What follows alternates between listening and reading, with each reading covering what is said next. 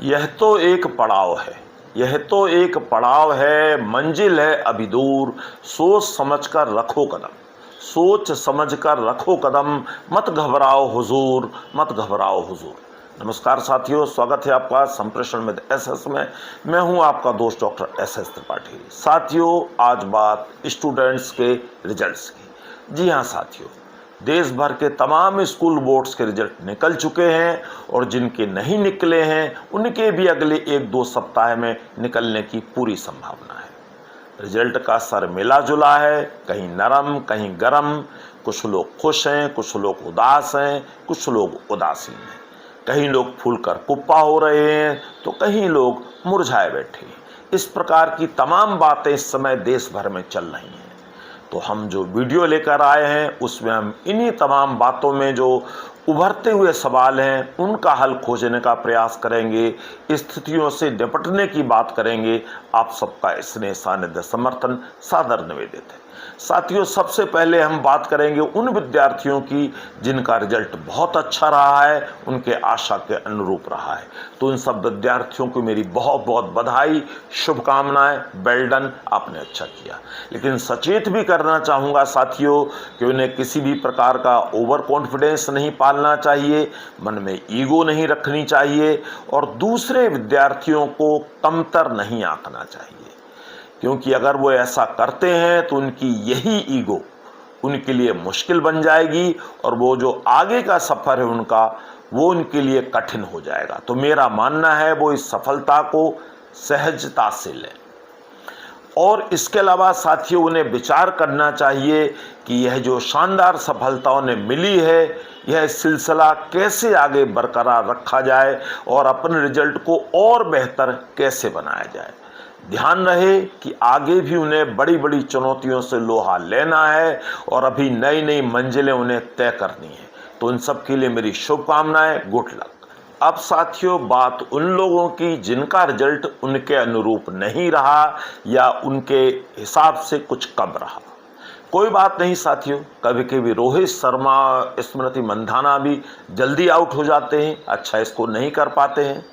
आप निराशा को अपने ऊपर हावी ना होने दें।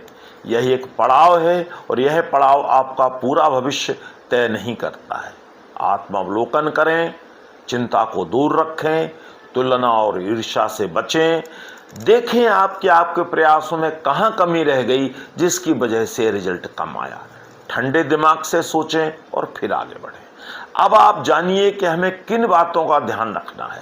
पहली बात तो साथियों ये है कि नकारात्मकता अपने ऊपर हावी ना होने दें, सोच सकारात्मक बनाए रखें ताकि आप कोई भी काम करें तो वो फलीभूत हो।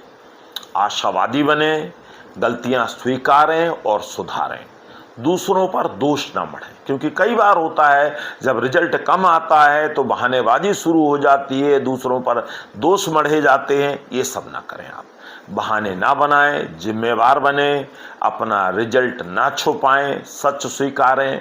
और साथियों, यह बात का भी ध्यान रखें, असफलता या कम सफलता का मतलब यह नहीं है कि आप खराब हैं। बस आपका वक्त खराब था, वो दिन खराब था, जो हो गया सो हो गया। अब आप आगे की सोचिए। जिंदगी की दौड़ में साथियों, गिरना गलत नहीं है, लेकिन गिरकर उठ ना पाना गलत है। अब मैं 2 बातें पेरेंट्स से भी करना चाहूँगा। पेरेंट्स से 2 बातें ये करना चाहूँगा कि अगर आपके बच्चे का रिजल्ट कुछ कम आया है या खराब हुआ है तो बच्चों को ताने न दें, उनकी तुलना दूसरों से ना करें, ईर्ष्या ना करें।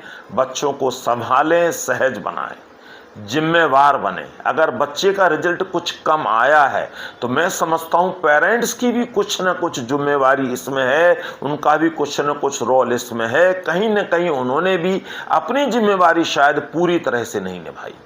अपने बच्चे की लिमिट पहचानें, बच्चे की असुरक्षा, उदासी, भय को दूर करें और रोज रिजल्ट का रोना लेकर रोज रोज ना बैठें। बच्चे को शर्मिंदा ना करें, उन्हें लज्जा, बीमारी, क्रोध और किसी अप्रिय घटना से बचाए रखने के लिए इन सब चीज़ों को अवॉइड करें और उन्हें कहें कि कोई बात नहीं बेटा, फिर कभी सही। लोग क्या कहेंगे इस बात की भी चिंता न करें, क्योंकि लोग तो भगवान को भी नहीं बख्शते, उन्हें भी बुरा बता देते हैं। हीन भावना, अपराध बोध बच्चे में ना आने दें। और रिजल्ट को लेकर थोड़ा सा तनाव बच्चों में होता है, और अगर थोड़ा तनाव है, दाल में नमक बराबर है, तो चलने दें। हाँ, इस बात का ध्यान रखें कि इतना नमक ना कर दें ज़िंदगी में कि पूरी दाल ही बेस्वाद हो जाए। और अब उन पेरेंट्स से भी कुछ बात करना चाहूँगा जिनके बच्चों का रिजल्ट अच्छा रहा है, बहुत अच्छा रहा है। तो उन पेरेंट्स को भी ध्यान रखना चाहिए कि बच्चों को इतना उत्साहित ना करें, इतनी तारीफ ना करें कि बच्चे के पंख लग जाएं। अगर बच्चे के पंख लग गए तो आप ये समझिए कि आगे वो ज़्यादा अच्छा करने वाला नहीं है। आपको बच्चे को समझाना है कि अभी जीवन में बहुत कुछ करना बाकी है। अच्छे नंबर देखकर आप बच्चे पर कुछ भी ला देने का प्रयास ना करें कि उसे कोई भी कैरियर उसकी तरफ थोप दें, ऐसा आपने नहीं करना है। अच्छे नंबर बच्चे के आए हैं तो उसकी रुचि भी देखें, उसकी स्ट्रेंथ देखें, इसके बाद बच्चे का कैरियर चुनें। क्योंकि अगर आप अपनी उम्मीदों का भारी टोकरा बच्चे के सिर पर रख देंगे तो बच्चा वहीं दब जाएगा और कभी खड़ा भी नहीं हो पाएगा। और याद रखें साथियों, देश के बड़े बड़े संस्थानों में हर साल तमाम मेधावी बच्चे अपने पेरेंट्स की उच्च महत्वाकांक्षा का शिकार होकर चले जाते हैं। तो सार और संक्षेप में यही कहना चाहूँगा साथियों कि स्कूल कॉलेज के ये रिजल्ट जिंदगी का एक पड़ाव है, पूरी जिंदगी नहीं है। बच्चे का रिजल्ट कैसा भी हो, आप उसे मजबूत बनाइए, ताकतवर बनाइए, स्ट्रेंथन बनाइए, सहज बनाइए, और उसको इतनी मजबूती दें कि जीवन में किसी और जगह अगर वो कोई असफलता भी मिलती है उसे, तो उसे सहजता से स्वीकार कर सके, उठ सके और आगे बढ़ सके, ताकि आगे जाकर बच्चे को जिंदगी की लड़ाई लड़ने में आसानी रहे। तो मैं और विद्वान भी कह गए हैं ये चीज़ कि रेस में अक्सर वही खिलाड़ी जीतता है जो शुरुआत में धीमा चलता है और बाद में जब एक बार तेजी पकड़ता है तो फिर सबसे आगे निकलकर अव्वल आता है। तो जल्दी ही मिलते हैं फिर किसी नए कंटेंट के साथ। नमस्कार।